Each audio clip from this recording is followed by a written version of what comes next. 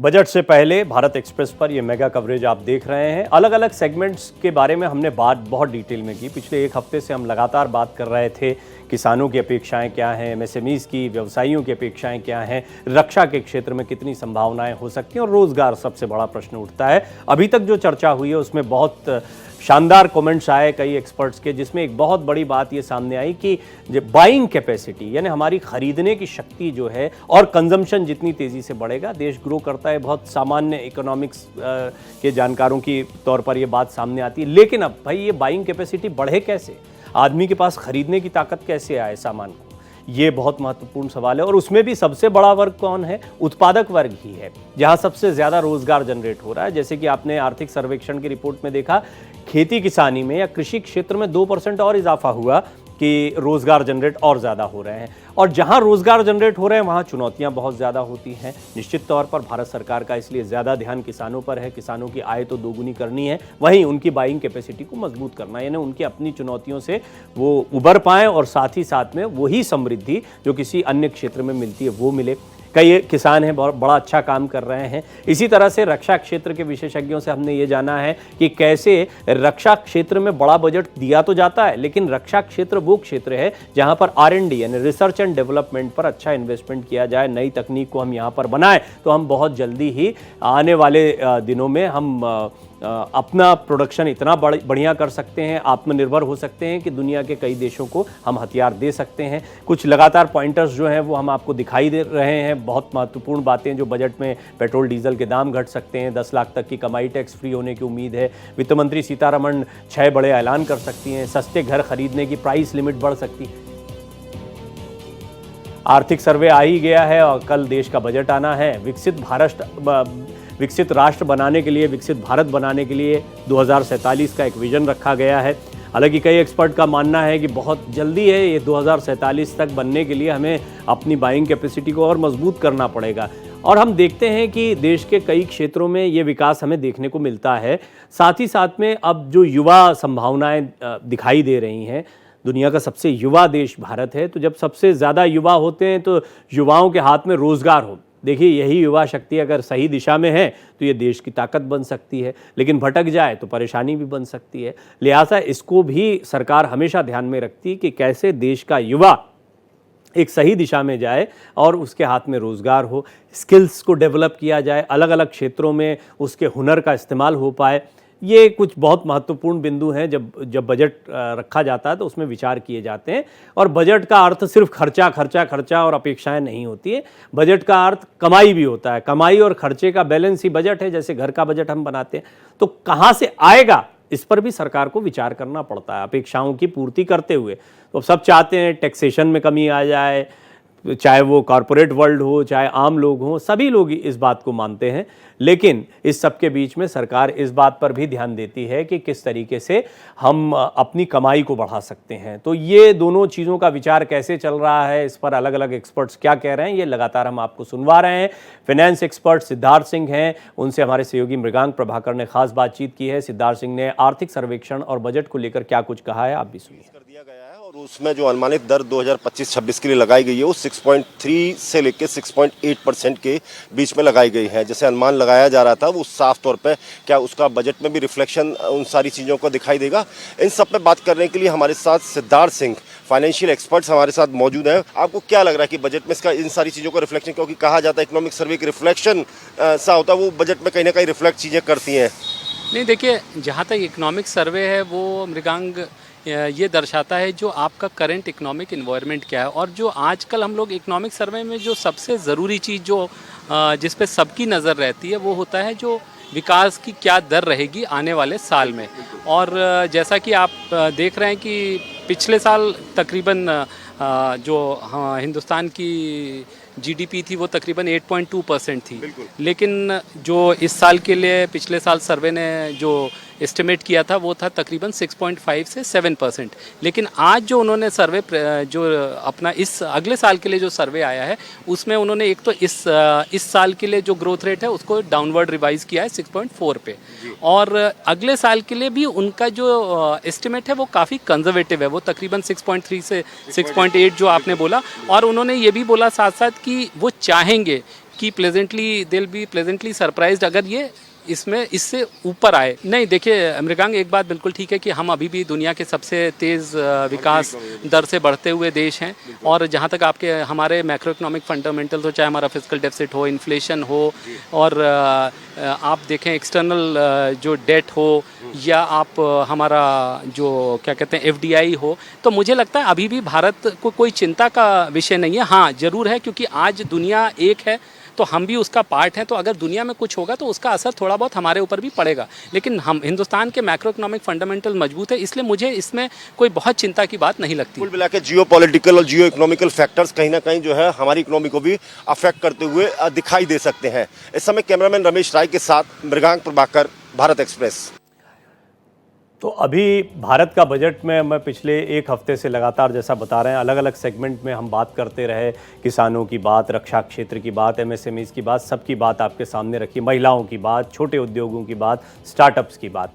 अब राजनीतिक इच्छा शक्ति और राजनीतिक रूप से देखिए, विपक्ष को कहा जाता है जनता की आवाज़ लोकतंत्र में, तो विपक्ष क्या सोचता है इसके बारे में। सत्ता पक्ष के पास में बहुत सारी जिम्मेदारियां, उम्मीदों को पूरा करना है, कमाई को बढ़ाना है। तो ऐसे में भारतीय जनता पार्टी और कांग्रेस के दो बड़े चर्चित चेहरे मेरे साथ मौजूद हैं। कांग्रेस के बड़े तेज तर्रार प्रवक्ता ईशान त्यागी मेरे साथ मौजूद हैं, और इसी तरह भारतीय जनता पार्टी के वरिष्ठ नेता रत्नाकर सिंह जी मेरे साथ मौजूद हैं। आप दोनों का स्वागत है। साथ ही साथ आप टेलीविजन स्क्रीन पर देख पा रहे हैं देश के जाने माने अर्थशास्त्री आकाश जिंदल को। आकाश जी, शुरुआत आपसे, क्योंकि राजनीतिक बहस शुरू होगी तो बड़ी लंबी जाएगी, इन दोनों की आपस में ही बातचीत करवाऊंगा। लेकिन आपसे ये जानना चाहता हूं, जब भी बजट आता है तो अपेक्षाएं, हमको ये मिले, इसको ये मिले, उसको ये मिले। बजट का मतलब सिर्फ देना नहीं होता, बजट का मतलब लाना भी होता है, यानी कमाई कहां से है और खर्चा कितना है, इसका बैलेंस। अब ये बताएं आपकी कमाई के लिए क्या क्या तैयारियां हमारी हैं, क्योंकि बजट में ये भी रखा जाएगा कि पैसा हमको यहां से मिलने वाला है, तब हम यहां पर लगा पा रहे हैं। Praveen ji, thank you for asking this wonderful question. This is my 14th show since morning, और पहले एंकर हैं आपने जिसने बजट पे क्या मिलेगा की बजाय कि बजट पे सरकार कमाएगी कैसे उसके बारे में बात की है। बहुत इंपॉर्टेंट है। देखिए, सरकार की कमाई का मेन जो है, सरकार इंफ्रास्ट्रक्चर के थ्रू ग्रोथ चाहती है, मैन्युफैक्चरिंग के थ्रू ग्रोथ चाहती है। जीएसटी सबसे पहले बताऊं, सरकार का एक बहुत कामयाब टैक्स अब साबित हुआ है। ये बात सिर्फ आकाश हिंदल या akashhindal.in नहीं, ग्लोबल एजेंसी मान रही है कि जीएसटी एक बहुत कामयाब टैक्स है। डेटा दे दूं आपको, अप्रैल 2024 में 2 लाख करोड़ की ग्रॉस जीएसटी कलेक्शन हमने की है। दूसरा आ जाइए इनकम टैक्स पे। इनकम टैक्स में 12 जनवरी तक का डेटा आया है, 15.88% की ग्रोथ आई है। तो कहीं ना कहीं जीएसटी के नंबर्स रोबस्ट आ रहे हैं, डायरेक्ट टैक्सेस के नंबर रोबस्ट आ रहे हैं। ये दोनों नंबर रोबस्ट आने से ये है कि सरकार की इनकम यहां से आएगी, एक चीज क्लियरली दिख रही है। दूसरा, सरकार बैंक कर रही है डोमेस्टिक कंजम्पशन, डोमेस्टिक डिमांड पे, क्योंकि ग्लोबल स्लोडाउन जिसकी अक्सर मैं आपसे चर्चा किया था आज इकोनॉमिक सर्वे में भी क्लियरली रिफ्लेक्ट हो रहा है कि ग्लोबल स्लोडाउन के कारण उतना मैन्युफैक्चरिंग का एक्सपोर्ट हम नहीं कर पाएंगे। आप तो एक बहुत नॉलेजेबल एंकर है, आप जानते हैं रशिया यूक्रेन वॉर के स्टार्ट के समय से हम शो करते आए हैं। रशिया यूक्रेन वॉर हो या मिडिल ईस्ट के हालात हो, या अब जो टैरिफ वॉर की संभावित टैरिफ वॉर हमें दिख रही है कि ट्रंप साहब अगर टैरिफ लगाते हैं तो काउंटर टैरिफ लगेंगे, टैरिफ वॉर होगी। सब चीजें ग्लोबल इकोनॉमी को कहीं ना कहीं इंपैक्ट करेंगी। बट डोमेस्टिक डिमांड हमारी सही चल रही है, तो वो कहीं ना कहीं टैक्स जनरेशन करती रहेगी। जो सरकार के पास वो धन आ जाएगा जिससे सरकार तमाम तरह की चीजें कर पाएगी। मेरे हिसाब से एग्जेम्पशन लिमिट 9 लाख होने की काफी संभावना लगती है। पेट्रोल और डीजल आपने बिल्कुल सही कहा, उसके अंदर 5 रुपए तक की कटौती हो सकती है। सेंट्रल गवर्नमेंट के पास जो टैक्स होता है सेंट्रल एक्साइज, वहां 5 रुपए की कटौती होने की संभावना है। तीसरा, किसान क्रेडिट कार्ड पे मुझे 2 लाख रुपए की लोन की और लिमिट बढ़ती हुई एक्सपेक्टेशन है। साथ ही साथ किसान क्रेडिट कार्ड पे सरकार की तरफ से 2% का जो इंटरेस्ट सबवेंशन है वो बढ़ के 3% होने की संभावना है, ताकि किसान भाइयों को राहत मिल सके जी। साथ ही साथ हाउसिंग फाइनेंस को मोटिवेट करने के लिए सेक्शन 24B में 1 लाख की एग्जम्पशन और आने की संभावना है। ओवरऑल मुझे लगता है कि इकोनॉमिक सर्वे बहुत ही बढ़िया सर्वे बनाया गया, जिसमें ग्लोबल हालात को जो है उसका कॉग्निजेंस जी हाँ, और इकोनॉमिक हिंदुस्तान सर्वे की हमारी reality वर्तमान के स्थिति करीब को हम रहे बताता हैं। है। वर्तमान स्थिति में खेती किसानी में रोजगार की संभावनाएं बढ़ाने की ताकत जो है वो हमने देखी है। हमने देखा आर्थिक सर्वे साफ इस तौर पर इशारा कर रहा है कि आज भी सबसे ज्यादा रोजगार यहीं से मिल रहा है। और बड़ी अच्छी बात है कि मेरे जो दोनों पॉलिटिकल गेस्ट हैं वो जमीन से जुड़े हुए हैं। खेती किसानी को मैं जानता हूं कि ईशान भी खेती किसानी को बड़े करीब से जानते हैं, और इसी तरह रत्नाकर जी भी ग्रामीण परिवेश को, खेती किसानी, उनकी चुनौतियों को जानते हैं। तो इसको भी हम समझने का प्रयास करेंगे। ईशान भाई, शुरुआत आपसे। जैसा मैंने कहा, विपक्ष आवाज होती है, तो आप लोग ये बताएं कि किसानों के लिए इतना बढ़िया काम सरकार कर रही है, युवाओं के विषय में विचार किया जा रहा है, ओवरऑल बजट जो है वो बहुत सारी चीज़ों को ध्यान में रखकर दिया जा रहा है, लेकिन आपका विरोध आएगा ही, तो किन चीज़ों पर है वो बताएं। देखिए प्रवीण जी, अगर हम विरोध करने के लिए विरोध करें तो फिर विपक्ष किस काम की। जी हम सिर्फ विरोध करने के लिए विरोध नहीं कर रहे हैं, हम देश की बेहतरी चाहते हैं। जो बजट कल आए या बजट जो पिछले हमेशा सरकार निकालती है, विपक्ष हमेशा चाहता है कि सिर्फ अमीरों के लिए नहीं, सिर्फ बड़े बड़े कॉर्पोरेट हाउसेस के लिए नहीं, सिर्फ बड़े बड़े बिजनेसमैन के लिए नहीं, जो बजट निकल कर आए वो एक निचले तबके के लिए निकल कर आए, वो किसानों के लिए निकल कर आए, वो गांव तक, गांव के बेरोजगारों तक पहुंचे। हमें पता है किस तरह से देश में बेरोजगारी है। एक एक करके शुरू करते हैं। आपने सबसे पहले युवाओं की बात करी। युवाओं को कैसे नौकरी मिलेगी? प्राइवेट इन्वेस्टमेंट से। अगर प्राइवेट इन्वेस्टमेंट के आंकड़े आज आप निकाल कर देख लें, सरकार कहती थी कि मेक इन इंडिया करेंगे, वो मेक इन इंडिया का शेयर दहाड़ता था, आज वो शेयर भीगी बिल्ली बन गया है।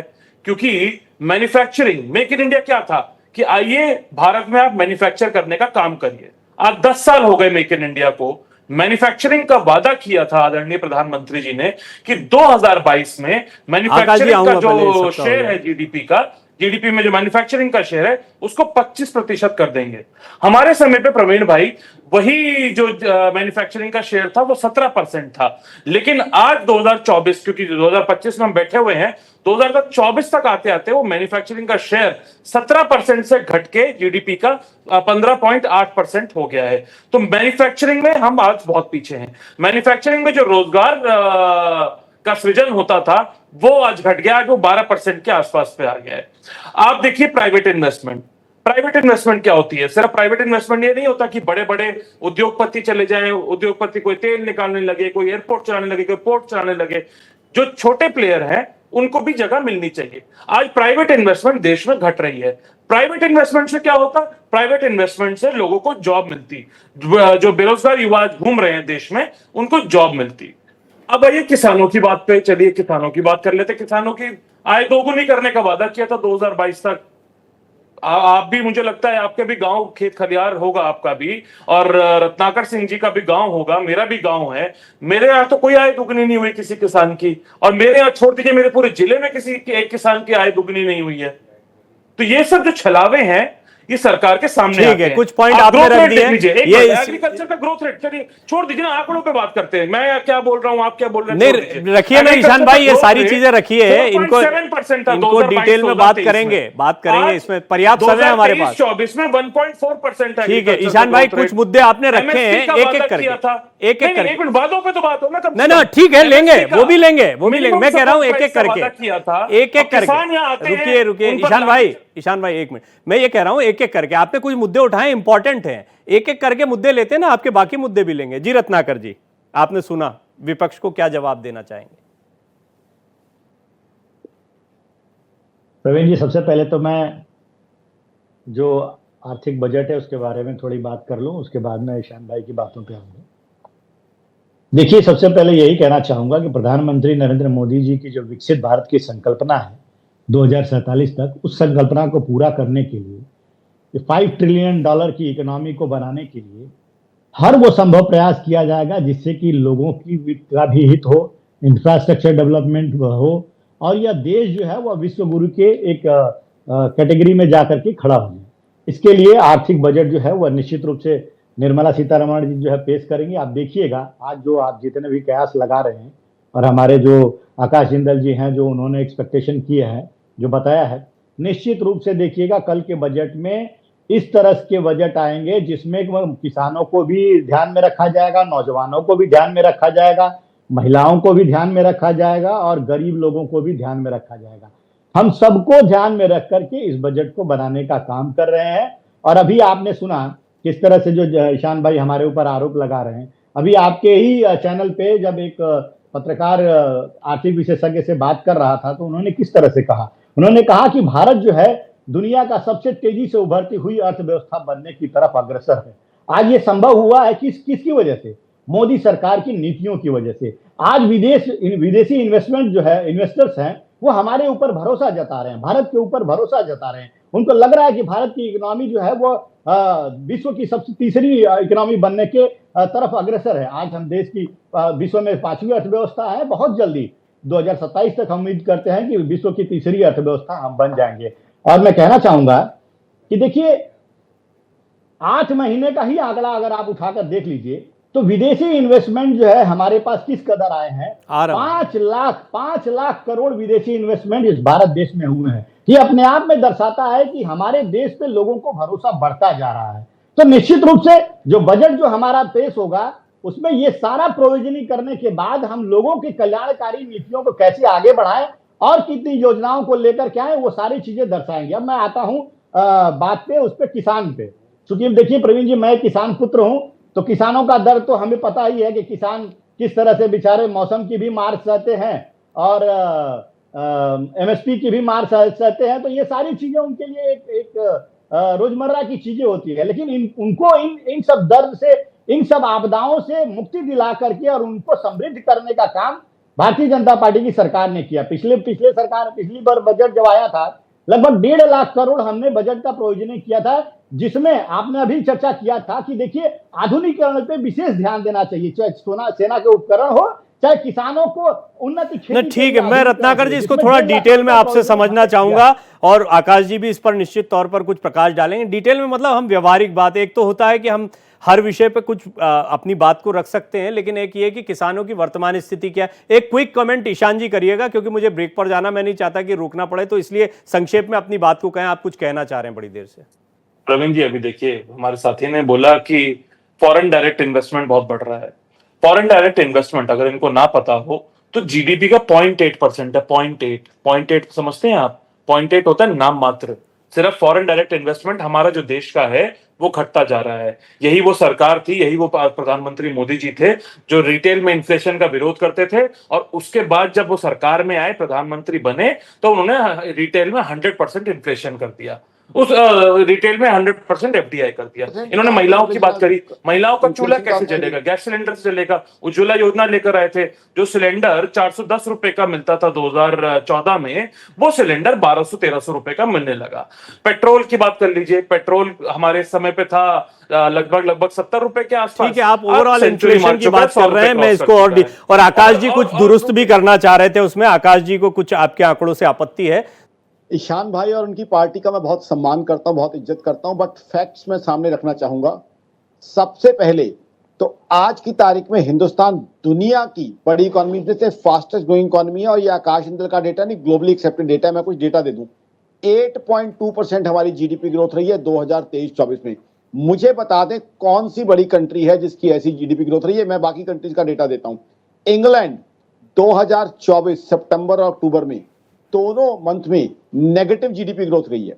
यूएस दुनिया की सबसे बड़ी इकोनॉमी, रशिया यूक्रेन वॉर के बाद 2 क्वार्टर्स नेगेटिव जीडीपी ग्रोथ रही है। जर्मनी दुनिया की 3rd बिगेस्ट इकोनॉमी, 2023 में 1 क्वार्टर में नेगेटिव जीडीपी ग्रोथ रही है। अब आ जाए मैन्युफैक्चरिंग के ऊपर। आज मोबाइल फोन, स्मार्टफोन्स का मैं डेटा रखता हूं ईशान भाई के सामने। हम बहुत बड़े एक्सपोर्टर हैं, डिफेंस में हम काफी एक्सपोर्ट कर रहे हैं। ऑनलाइन कनेक्टिविटी में आज दुनिया में ऑनलाइन पेमेंट्स में जो कंट्री नंबर 1 पे है वो ना यूएस है ना चाइना है, मेरा और आपका भारत है 48.5% पे। अब आ जाए इन्फ्लेशन। ये 100% इन्फ्लेशन कहां से आ गई? इन्फ्लेशन का जो डेटा है करंट मैं अपडेट कर दूं, दिसंबर में रिटेल इन्फ्लेशन 5.2% रही है। तो वो मैं मानता हूं कि वो इन्फ्लेशन कम नहीं है, वो ज्यादा है, लेकिन आरबीआई का जो कंफर्ट लेवल है 4 to 6% उसके बीच में रही है। और दूसरी बात, यहां एक तारीफ करूंगा आज की इकोनॉमिक सर्वे की, इसमें एक चीज एडमिट की है इस सरकार ने कि ग्लोबल स्लोडाउन चल रहा है। इस सरकार ने इस चीज को आप नोट कर लीजिए ईशान भाई, पॉइंट नोट कर लीजिए, तो सारे डिटेल में ले लेंगे। जी, बहुत ज्यादा मैन्युफैक्चरिंग और एक्सपोर्ट्स बाहर हम नहीं कर पाएंगे, तो हम डोमेस्टिक डिमांड पे चल रहे हैं। तो कहीं ना कहीं आज की तारीख में जो 6.3 to 6.8% है, वो जो ग्लोबल स्लोडाउन है, ग्लोबल इकोनॉमी में दिक्कतें हैं, उसको एक्सेप्ट करते हुए हाँ एक चीज आज की इकोनॉमिक सर्वे शायद बात नहीं कर रहा, शायद तब तक ये बातें आई नहीं थी कि आने वाले समय में टैरिफ वॉर भी छिड़ सकती है जिसके कुछ अंदेशे लगते अच्छा, हैं। बस एक तो संक्षेप में global shutdown- एफडीआई पर जो उन्होंने पॉइंट रखा था, एफडीआई पर आपकी सोच क्या है या क्या आंकड़े कहते हैं? जी जी, एफडीआई जो है उतनी ज्यादा नहीं रही है। कारण क्या है? ग्लोबल स्लोडाउन है। जैसे मैंने बताया आपको, अमेरिका, जर्मनी, चाइना, तीनों कंट्रीज की हालत खुद अच्छी नहीं है। चाइना डिफ्लेशन का शिकार है, तो एफडीआई उतनी अच्छी नहीं है। ठीक है। बट साथ ही साथ देश की इकोनॉमी की ग्रोथ को लेके कोई सवाल हम नहीं खड़े कर सकते। ठीक है। कोई एक कंट्री, मैं ईशान भाई को पूरे आदर के साथ, सम्मान के साथ कहता हूं, कोई एक बड़ी ठीक है, इकोनॉमी अब गिरा उन्होंने दे कुछ पॉइंट्स जिससे नोट करे, उनको सुन लेते हैं, फिर रत्नाकर जी को सुनेंगे। जी ईशान भाई बताएं। देखिए प्रवीण जी, सबसे पहले हमारे साथी ने ये बात बोली कि फास्टेस्ट ग्रोइंग इकोनॉमी है भारत। बिल्कुल होगा, क्यों नहीं होगा। उन्होंने जिन 3 देशों के नाम लिए वो विकसित देश है। पहली बात तो आप अगर अर्थशास्त्र जानते हैं, मैं तो थोड़ा बहुत पढ़ा हूं इकोनॉमिक्स, तो अगर विकसित देश हैं तो यकीनन आपकी जीडीपी हमेशा तेज नहीं रहेगी। आप अपना कंपैरिजन यूएस से नहीं कर सकते, आप अपना कंपैरिजन जर्मनी से नहीं कर सकते, आप अपना कंपैरिजन ब्रिटेन आप से अपनी नहीं कर चॉइस सकते। की पहली कंट्री बात तो बताइए। ये नहीं आप बताइए चॉइस, किस एक कंट्री मिनट, से, मैंने नहीं, अब आप आप सुन कंट्री चूज लीजिए। कर लीजिए। हम 192 में से डेवलपिंग जो कंट्री आप कंट्री चूज है, करेंगे उससे डेवलपिंग देश कंपैरिजन है। करूंगा। देयर आर नहीं 192 देखिए, कंट्रीज इन द वर्ल्ड। आप अपने पसंद की 4 कंट्रीज चुन लीजिए, मैं उसका डेटा देता हूं आपको। हंगर इंडेक्स में गिनवा दूं आपको कितना है फिर? हंगर इंडेक्स में बता दूं? चलिए छोड़िए, आप देखिए भटकाइए मत बात नहीं को। नहीं, बताइए ना, एफडीआई प्लीज की, बताइए। क्योंकि आप आपने अपनी एफडीआई पसंद पे की सवाल 4 पूछा, ये कंट्रीज देखिए चुनिए, मैं इकोनॉमिक डेटा टाइम्स देता की हूं एक आपको। रिपोर्ट है, अगर आपको दिख रहा है मेरे इसमें स्क्रीन में जी दिख जी, पा आप रहे हैं, बताएं, आप तो इकोनॉमिक बोलें। टाइम्स की एक रिपोर्ट है ये। इकोनॉमिक टाइम्स की रिपोर्ट ये कह रही है 60% fall, does falling FDI call for policy recalibration. क्या ये सरकार मैं मानती है एक कि जीडीपी ग्रोथ पे आप एफडीआई कह गिर रहे थे रहा कुछ है? कंट्रीज और ये हमसे रिपोर्ट आगे ये भी हैं, लिखती उन है कंट्रीज का लॉन्ग नाम तो टर्म ले ट्रेंड लीजिए। Show that Ishan ji, net FDI inflow आपसे इनटू दरख्वास्त कर इंडिया रहा हूं। as a proportion of GDP have declined from its peak 3.5% to a 20-year low of 0.7% in FDI, financial I year am accepting that 2024। there is economic global times तो slowdown, पढ़ते so होंगे, FDI बड़ा is lesser. सम्मानित I newspaper am है और not finance का denying that, newspaper है। but I am अब talking आइए about दूसरी GDP बात पर। growth. अब You नहीं are देखिए, आप telling देखिए, me आपने that we अपने have to अपने compare बारे में ourselves बोलिए, with मेरे को certain बोलने developed दीजिए। countries. Which प्रवीण are जी, इस those तरह से developing डिबेट नहीं हो countries? पाएगी। काश- Which are those emerging economies? नहीं, मैं which are चाहता था, displaying मैं better चाहता प्रवीण जी, GDP इस growth तरह than से my मुझे डिबेट नहीं लगता हो है country? कि पाएगी। देखिए Please अब आइए विपक्ष डोमेस्टिक, के क्योंकि अपने मैंने पॉइंट्स हैं, हर चीज को domestic काउंटर किया जा सकता है। आकाश जी एक फाइनेंशियल एक्सपर्ट हैं, उनको कुछ चीजों से आपत्ति है, लेकिन ये बात नहीं, सही है बिल्कुल। कि ऐसे नहीं, में देखिए, हम डोमेस्टिक डिमांड की नहीं, ठीक है ईशान भाई, आप भी अपने पॉइंट्स रख रहे हैं, विपक्ष का काम है, आप वो सारी खामियों को रखेंगे जो चुनौतियां सामने आ रही हैं, वो आपका काम है, उसका भी स्वागत है, होना चाहिए। लेकिन रत्नाकर जी नहीं, अब नहीं, सिर्फ मैं प्रवीण जी, इसीलिए मैं पहली बात ये बोली थी कि मैं सिर्फ काउंटर करने के लिए काउंटर नहीं कर रहा हूं। मैं चाहता हूं कि सरकार इन काउंटरों को सुने और इन पे आर्थिक नीतियां बनाए। डोमेस्टिक डिमांड की अगर आप बात करते हैं तो डोमेस्टिक डिमांड का सीधा सीधा रिलेशन नहीं, है मैं अब हाउसहोल्ड ईशान भाई सेविंग से। चर्चा के अंतिम हाउसहोल्ड दौर में सेविंग जा रहा हूं, तो रत्नाकर जी का एक कमेंट लेना चाहता हूं। वो दरअसल सुन रहे थे आपकी, आकाश जी की जरा लंबी बातचीत हो गई। रत्नाकर जी ये बताइए कि रोजगार के लिहाज से बेरोजगारी पर को एड्रेस करने के लिए क्या उम्मीद है? मैं जानता हूं हालांकि पॉलिसी जो है वो बड़े लेवल पर डिसाइड हुई होगी, कुछ कुछ कदम, लेकिन आपकी उम्मीदें क्या हैं और क्या अभी युवाओं को कहना चाहेंगे? सबसे बड़ा सवाल यही है, और ये इकोनॉमिक सर्वे भी बता रहा है कि सरकार का फोकस भी इस पे। देखिए, अभी इकोनॉमिक सर्वे जो आया है उसमें यह दर्शाया गया है कि इस साल जो है नौकरी तकरीबन 78.5 लाख नौकरियों की रिक्वायरमेंट है। जिस तरह से युवा हमारे पढ़ लिख के आ रहे हैं, उनको रोजगार देने की जरूरत है। निश्चित रूप से जिस तरह से फॉरेन इन्वेस्टमेंट हमारे यहाँ आ रहा है, इंफ्रास्ट्रक्चर डेवलपमेंट हो रहा है, जीडीपी हमारी बढ़ रही है, ये सारी चीजें कहीं ना कहीं ये जॉब्स क्रिएट करने ही जा रही हैं। और मैं आपको बता दूं प्रवीण जी, पिछले 3-4 साल जो कोविड में जाके देखिए जीडीपी घटी है। मेरी बात ईशान भाई, मेरी बात पूरी हो और 78 लाख नहीं, बोलिएगा। 78 लाख। आपके प्रश्न का सिर्फ एक ही जवाब है, मैं दे देता हूं, सब जनता समझ जाएगी।